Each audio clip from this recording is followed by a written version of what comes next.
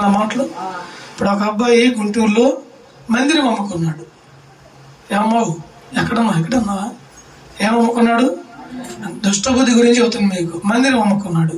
Pastor గారు అన్నాడు, అయ్యా మందిరం అమ్ముకుంటే నీకు శాపం వచ్చిద్దిరా, నీ పిల్లల మీదకి వచ్చిద్దిరా అన్నాడు. మందిరం నాకు తెలుసు, వాక్యం నాకు తెలుసు, దేవుడు నాకు తెలుసు, నువ్వు చెప్పొచ్చు బా అన్నాడు. సరే పాస్టర్ గారిని ఫైటింగ్ చేయకుండా సైడ్ అయ్యాడు.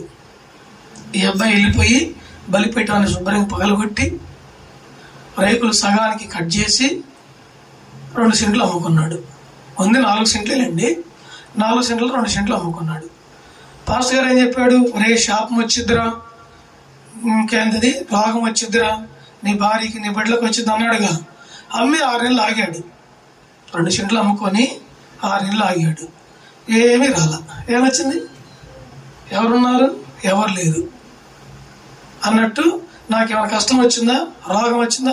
ఏం రాలేదని చెప్పి ఆ మిగిలిన 2 సెంట్లు కూడా అమ్ముకున్నాడు. గజం వచ్చేసి ఎంత? 7,000. ఎంత? 1 సెంటుకు వచ్చేసి 48 గజాలు ఉంటాయి. 7,000 ఎంత అమ్మారమ్మా? ఐడియా లేదు, 12,000 అనుకుంటా. గుంటూరులో 4 సెంట్లు మొత్తం అమ్ముకొని శుభ్రంగా వేరే చోటికి వెళ్ళి 1 సెంటు స్థలం కొనుక్కొని ఇల్లు కట్టుకొని ఒక కొడుకు ఒక కూతురు. ఎంతమంది? సరే అనుకో, 2 పిల్లలు వేసుకో. ఎవరికైనా రోగం వచ్చిందా? ఎవరికైనా చెప్పు చేసిందా? అంటే నేను గమనించింది ఏంటంటే అక్కడ అమ్ముకున్నోడికి కూడా అవసరం ఉంది. వాడు కూడా దేవుని కాళ్ళు పట్టుకున్నాడు, కన్నీళ్ళు పెట్టాడు. అయ్యా నాకు 20 లక్షలు అప్పు ఉంది, అమ్మ నాన్న ఇవ్వలేదు, అన్న ఇవ్వలేదు, అక్క ఇవ్వలేదు, నాకెవరు సహాయం చేయలేదు. నా పని చిన్న బిజినెస్, అంటే అది చిన్న ఉద్యోగం, దానివల్ల అప్పు తీర్చాలని చెప్పి దేవుని కాళ్ళు పట్టుకొని నాకు తెలిసి అమ్మిన దాంట్లో నుంచి కొంత గొప్ప దశమ భాగం ఇచ్చి ఉంటాడు. అర్థమవుతుంది ఏమన్నా మాటలు?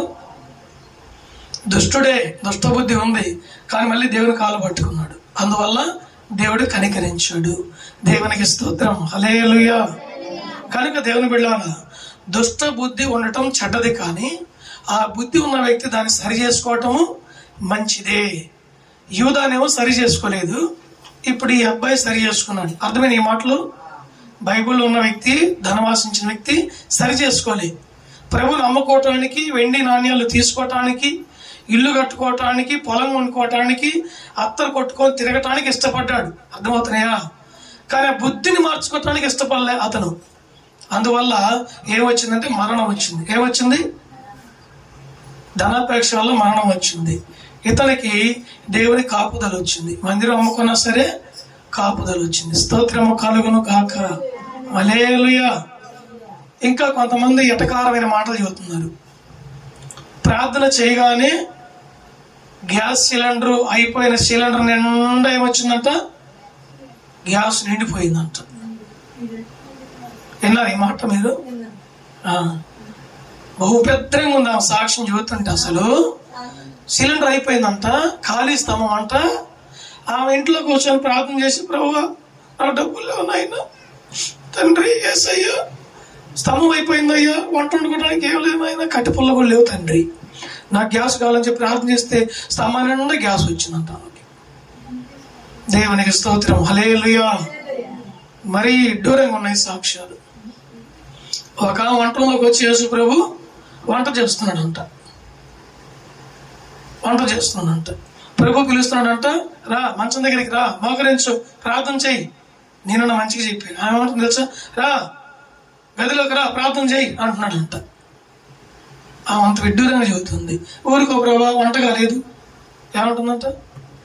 యేసు ప్రభు వంట చేసేవని చేశారు, యేసు ప్రభుని గ్యాస్ పట్టించేవని చేశారు, యేసు ప్రభుని కూరగాయలు అమ్మేవానిగా చేశారు, యేసు ప్రభుని చివరికి కత్తిపీట పెట్టి కూరగాయలు కోసాడంట. వచ్చి పని సహాయం చేశాడంట పాస్టమ్మ గారికి. ఎంతో పెద్దగా ఉందండి సాక్ష్యాలు. వంకాయలు కోసాడంట అంతో కలిసి. ఏం కోసాడు? యేసు ప్రభు వంకాయలు టమాటాలు కోసి ఆమెకి ఇచ్చాడంట. ఆమె కూర వండుకొని తిన్నదంట. మళ్ళీ అడికి వెళ్ళి మోకరితే ఆ పక్కనే కూర్చున్నాడంట. నమ్మే సాక్ష్యాలు అని అంటారా? అంత విడ్డూరంగా ఉన్నాయి. దేవునికి స్తోత్రం, హల్లెలూయా, హల్లెలూయా. ఒక ఆమె ఇప్పటికీ 4 సార్లు పరలోక రాజ్యం వెళ్ళి కిందకి వచ్చిందంట. అదిగో మా అబ్బాయిలు అంటాడు, కామెంట్ పెట్టాడు, ఇంకా పోలేదా నువ్వు అని. అంటే చచ్చిపోలేదా అని చెప్పి పెట్టాడు. ఆమంటూ నేను చచ్చిపోయాను 4 సార్లు. ఎన్నిసార్లు అంట? 4 సార్లు చచ్చిపోయి పరలోక రాజ్యం పోయి మొత్తం బంగారు వీధులు, బంగారపు గోడలు, బంగారపు గదులు, బంగారపుతో నింపబడి ఉన్నాయంట మొత్తం. 4 సార్లు తీసుకెళ్లి యేసుప్రభు చేయబట్టుకొని ప్రతి గది, ప్రతి వీధి, ప్రతి పురం తిప్పుకొని మళ్ళీ తీసుకొచ్చి చర్చిలో కూర్చోబెట్టడం జరుగుతుంది. నేను అంటున్నాను, అంత బంగారం ఇవ్వలేదా యేసుప్రభు నీకు?